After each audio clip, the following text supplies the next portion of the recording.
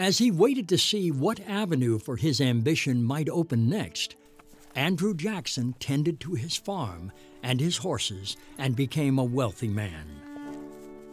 His admirers were soon touting the political appeal of a penniless orphan who had pulled himself up by his own bootstraps. But the real story of how Andrew Jackson became a wealthy man was more complicated. Frederick Douglass.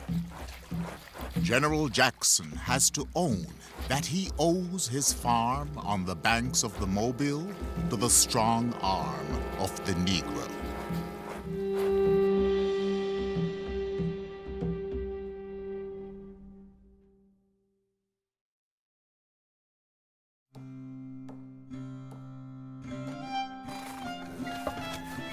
For millions of poor white Americans, many of whom had come from Europe seeking a better life, the ideal America was one in which they could prosper.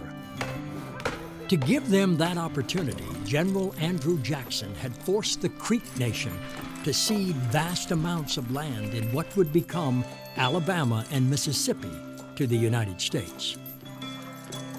The treasured myth was that this was a place where white Americans could improve their lot by relying solely on their own hard labor.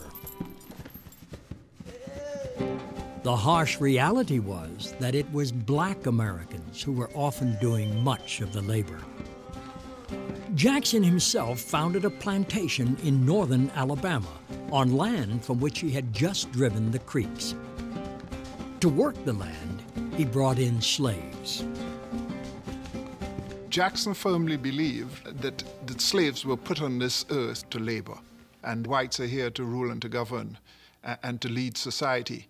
And they are at the top of the pecking order, they are at the top of the social order, they are at the top of the political order, and therefore they're the ones who rule. Superior whites lead, inferior blacks follow.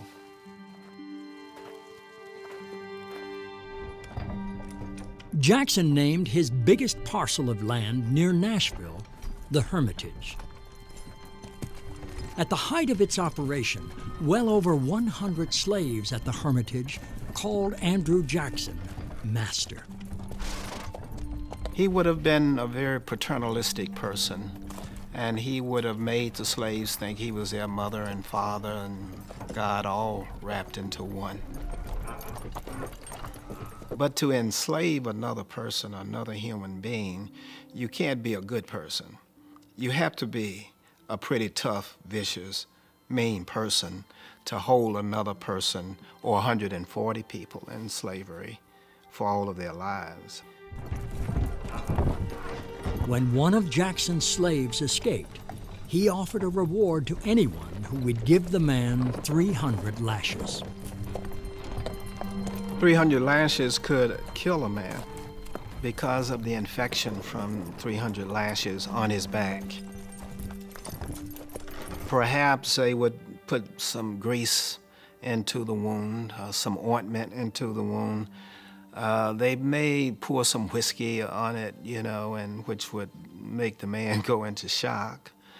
But he could die from those wounds. He certainly would be ill for a long time. And that would remind all the other slaves, here's what you're gonna get if you try to run away from this place. Though a few white Americans were starting to question the morality of enslaving blacks, the fact was that slavery was vital to American prosperity, and men like Andrew Jackson could not envision a world without it. Human slavery was the powerhouse of the early American economy. Slave-grown products were the most valuable exports that the United States produced.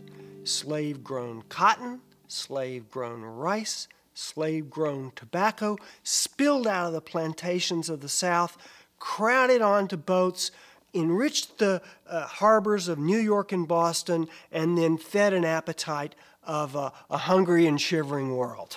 And that's where the money came from. So the people who owned the slaves and the people who bought and sold the produce that the slaves made were the richest people in the country.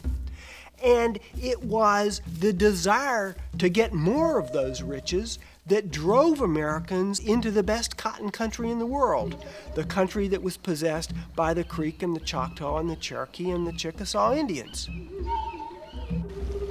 The relentless demand for Indian land on which to grow cotton created intense conflict with Native Americans.